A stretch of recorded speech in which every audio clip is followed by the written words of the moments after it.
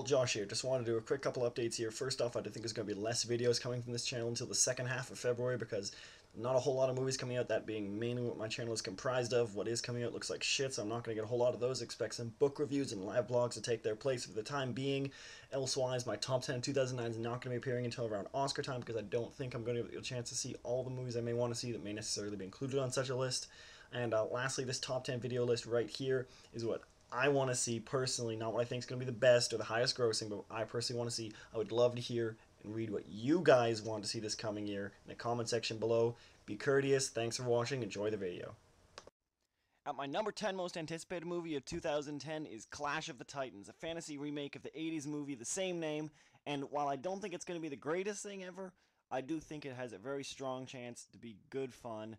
Commercial looks pretty good, if a little generic and 300-ish, but at the same time, I still think it's going to be a nice, fun action movie, certainly worth seeing in theaters. Sam Worthington's always a plus.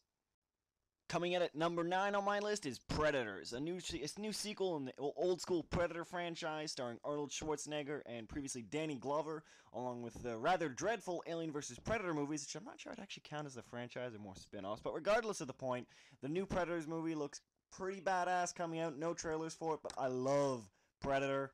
I even enjoyed Predator 2, and for what it is, I thought Aliens vs. Predator was fun, if only because the Predators were in it. So with Adrian Brody, Danny Trejo, and people like Topher Grace in this role, I think it could be fairly good. Hope the gore lives up to it. Hope the Predators are just as badass as they used to be. We need a resurgence of this series. Coming in number 8 of the list is Christopher Nolan's follow-up to The Dark Knight, which is a very good movie, a great thriller, and while I don't like Batman, he's not my favorite superhero, I do think The Dark Knight was a great movie, and I think this is a perfect avenue for Christopher Nolan to take a new concept that I am much more attached to, much more trippy, much more complicated. Trailer is incredibly cool, and I really like the proposed story. Leonardo DiCaprio is really great all the time now, so I can't wait for this movie. Hope it is an intelligent summer blockbuster. Clocking in at number 7 is Harry Potter and the Deathly Hallows Part 1. That is quite a mouthful for a title, but this being the second last Harry Potter movie, you've got to see it. It looks fantastic. What they want to go for, they say, is a road movie style with a kind of shaky cam initiating the action, traveling around the world rather than just going to Hogwarts. I think it's a fantastic concept. And I will be the first to admit I never finished the book series. I know it's a freaking travesty, but it's working out because I really enjoyed the Half-Blood Prince, and I hope the quality can remain up. And yeah, you really got to see this. It's a cultural touchstone at this point. It's easily the quote-unquote Star Wars of our time, or our generation, ours and 20-something. And I gotta say, it really looks fantastic. I can't wait to see it. At number 6 is a proposed movie adaptation of Max Brooks' novel World War Z. Epistolary in nature, it was a really thrilling novel. I probably should review it on this channel at some point. I haven't got around to it yet, though. Basically chronicles a zombie invasion from multiple viewpoints down to the cultural, political, and economic. And I really love the idea that still contains the thrills of a regular horror movie that you want. And I think this really has the potential to be a fantastic movie. With all the vampire craze and even the somewhat small resurgence of werewolf movies, the zombie needs their day, damn it. Back in 2000, zombies are all the 2000s, zombies are all the rage. Early 2000s, that is. Then, you know what? They need another revival. Hopefully this is the movie to do it. At number 5 is Tim Burton's imaginative sequel to Alice in Wonderland, just simply titled Alice in Wonderland, further confusing any kind of chronology between Through the Looking Glass, the original novel, and any further adaptations. Besides the point, the trailer for this looks really funny, it looks really imaginative. Tim Burton, I think, is actually really perfectly suited for this, his style. It doesn't look quite as gothic as his other movies, and I appreciate that because it was getting a little boring, but at the same time, it does have enough touch of gothic in it to make the Fantasyland seem crushed and defeated. There's a war in it, there's a dragon in it, all the characters are turned, the 3D effects look really fantastic, even the CG looks great. So there's really not much to complain about this movie. Tim Burton is easily one of my favorite directors, despite some of his missteps. I think this is definitely going to be the movie to see during March, even despite Clash of the Titans. At number 4 is the thoroughly kick-ass Sylvester Stallone's The Expendables. This movie is basically a throwback to all the old 80s action movies where men were men, the bad dudes were bad dudes, and they needed to be killed. And this is definitely a movie that is going to reignite my action bloodlust. I've been wishing for one of these movies for a year, and this is for years that is, and this is easily going to be probably not the revival of it, but definitely the celebration that I have oh so wanted. It has Sylvester Stallone in it, Jason Statham, Jet Li, Dolph Lundgren, Arnold Schwarzenegger in a cameo role, Bruce Willis in a cameo role, Randy Couture, Danny Trejo. It's just every imaginable big dude you can imagine. Dolph Lundgren is in this movie, if you remember him. Anyone who remembers these names is going to want to go see this movie. Go check it out. The trailer is already online. Looks absolutely kick-ass. I will be willing to spend my money on this multiple times if it's good enough and it's what I think it is. As it stands, it's easily one of my most anticipated movies of 2010, and I just hope it lives up to the hype. I know, it surprised even myself, but I actually think this is going to be a really good movie. I will be the first to admit that I do enjoy the stories. I think they're deeply flawed if you try to analyze them, but at the same time, I don't think they were meant to be analyzed. I think it is just harmless fantasy romantic fluff, and at that, I do think it is pretty enjoyable. The first movie was not very well executed, but New Moon was a great improvement over the first one. Despite the somewhat flagging story, that's just a bad entry in the series anyway.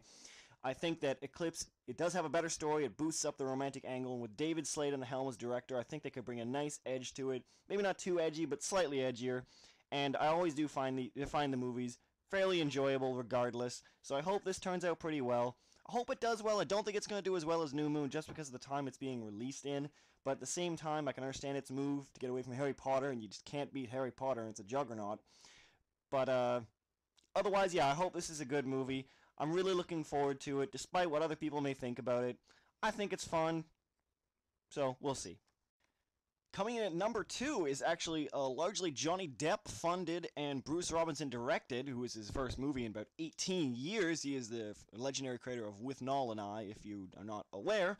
Regardless, this is an adaptation of Hunter S. Thompson's novel of the same name, which was originally written quite a while ago, but only very recently published. And I think that I really enjoyed the novel. I do think it has its flaws, but that's getting out to the sides of the point. I'm a huge Hunter S. Thompson fan. I particularly like The Rum Diary because it did tone down his personality, and it is one of his few fiction books, his only one published.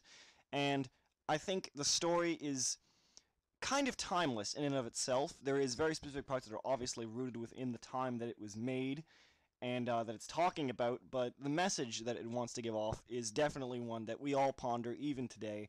And with Johnny Depp in it, one of my favorite actors, Bruce Robinson, a very good director, I have a lot of faith in this movie. I hope it's distributed soon. There's no real word on that, but I have a feeling Johnny Depp made a deal with Sony, or I don't know, we'll see. But again, hopefully it'll be distributed. Regardless, I'm definitely going to check this out. I really want it to be good. Hunter S. Thompson's one of my favorite authors. Johnny Depp's one of my favorite actors. And what can I say? If there's a good use of music in it, all the screenshots look great. Like the source material, this sounds like a winner to me. And there you have it. Number 1 is both a horror movie and a sequel. What the fuck am I thinking? If you don't know what I'm thinking, then go back and watch Pontypool. Just look it up. It's Canadian made, and I'm not trying to sound patriotic here, but it's a really goddamn good movie. It is far better than any horror schlock that's been released in theaters lately.